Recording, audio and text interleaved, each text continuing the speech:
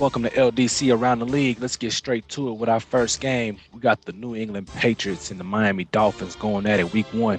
A game we talked about on the podcast is Alex going to be a real deal in that division where he got an LDC vet right off the bat, and the murderous king himself knocked that boy upside his head. This was a blowout, man. I don't know about Alex. 38-13.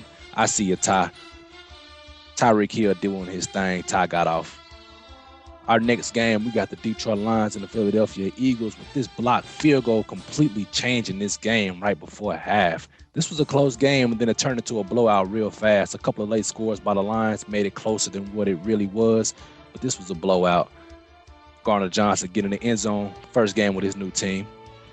Another blowout. Can we get some close games? Goodness gracious. Steelers getting embarrassed. Joe Burrow getting off on the right foot. Whew. Come on now. Here we go. Cardinals and the Chiefs. We got JG versus Jay himself. The battle of the commish as JG gets in the end zone to close it to a one-possession game. Then he eventually ties it. Very next possession, though, Jay comes down inside zone for 6, which turns out to be a big play in this game because JG gets it back. He needs to drive the field, which he does, but one mistake and he hangs it all up. It's a wrap. Kansas City gets off on the right foot. I see you, Jay Wallace. 1-0, Kansas City Chiefs. Let's transition over to the Minnesota Vikings. Down in Minnesota, we got Kirk Cousins getting off on the right foot himself, finding his new receiver, Jalen Reagor, for the touchdown. Make a miss, get in the end zone, do your dance, you know what I'm saying? Shout out to the Minnesota Vikings. But them Green Bay Packers just too resilient.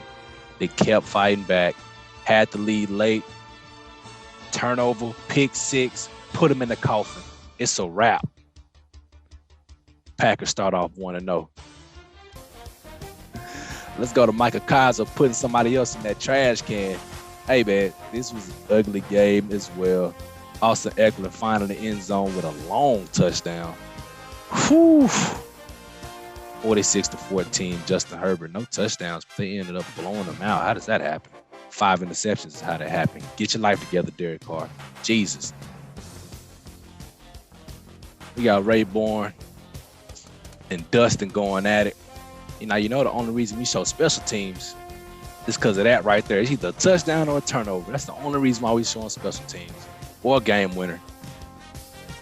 So that turnover right there blew the game open, and boom, a couple of possessions later, you got a pick 6, and it just turns into another blowout. We need to get some closer games.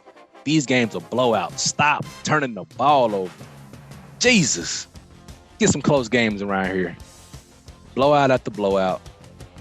And Mario, this was the most surprising blowout. Mario is that dude. Now I'm going to just chalk it up to one of them weeks because stuff like this is happening. Oh, my God. He breaks 2 or 3 tackles and goes for the touchdown. Desmond Ridder also needs to get your life together. Marcus Mariota needs an opportunity. That's all I'm saying, because Desmond Ridder ain't got it right now. Let's transition to the most sim game of the week. If this started out crazy, another long touchdown.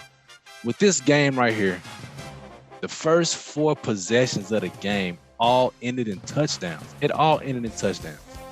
One after another. Very next possession after that long touchdown. A couple of plays later, actually. Matt Ryan drops back, little play action, finds his man over the middle of the field, and boom, pissed down our leg. Moment's too big, can't make a tackle. Another long touchdown. The ensuing kickoff. What did I just say about special teams? The ensuing kickoff finds a crease, and that's all she wrote. He is gone, ladies and gentlemen. The first 4 possessions all ended in touchdowns like this. Long, big plays. But that was the last one, because they didn't score any more touchdowns after that kickoff return. And this actually ends up being the game-winning field goal for the Houston Texans early in the 4th quarter. Those defenses started to show up. Now, Let's go. Come on. I ain't done with you. Let's go. Yeah, let's go. I ain't done with you. I ain't done with you, homie.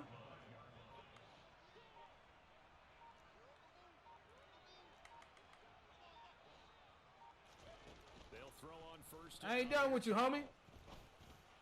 I ain't done with you, homie. I ain't done with you, homie. I ain't done with you. Come on.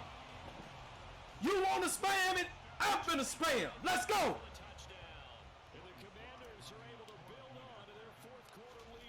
Teach you niggas better than I can tell you. Let's go. I ain't done. We've had some blowouts across the league. I think as guys settle in and they start figuring out the mechanics and, you know, their scheme fit and figuring out their identity, those turnovers will start turning down a little bit. We'll start seeing some closer scores. But in week one, a lot of big plays, a lot of blowouts. And I want to see some closer games, man. I'm looking forward to some closer games. But I want to talk about two games that surprised me the most. First being, everybody was talking about how Alex is this. Alex is a big dog. I don't know, man, because Ty put him in a kennel real quick. The murderous king himself just completely destroyed the New England Patriots. Mac Jones threw for a lot of yards, but also threw for a lot of picks and no touchdowns.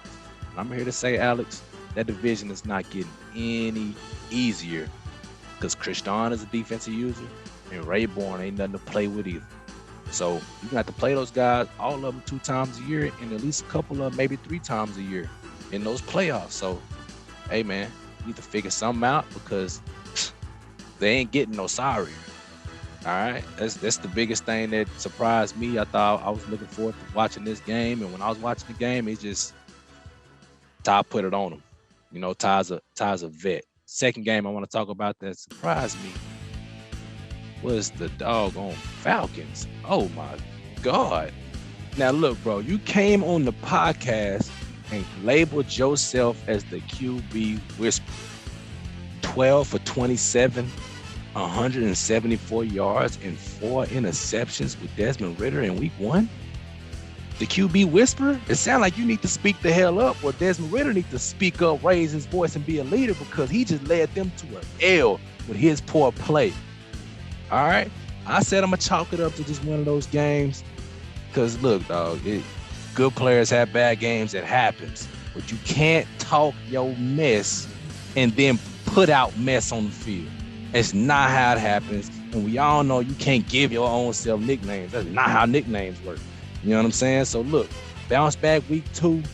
I think you're going to bounce back week 2. I think you're going to be fine. But the way you jumped out the gate, man, that was a surprise because I did not expect you to lose this game. Drake London was a non-factor. He had 1 catch and only 22 yards. Really. Chris Olave only had 2 catches, but at least he had a big play for a touchdown. You know what I'm saying? So, bounce back week 2. It was a surprise seeing you take that L. I think you'll be fine. But you can't talk that mess and then put mess on the field. We all know that's not how it works, big dog. I think you're going to be straight. So good luck week 2. Appreciate y'all for tuning in to Around the League in week 1. And good luck in week 2, y'all. LDC.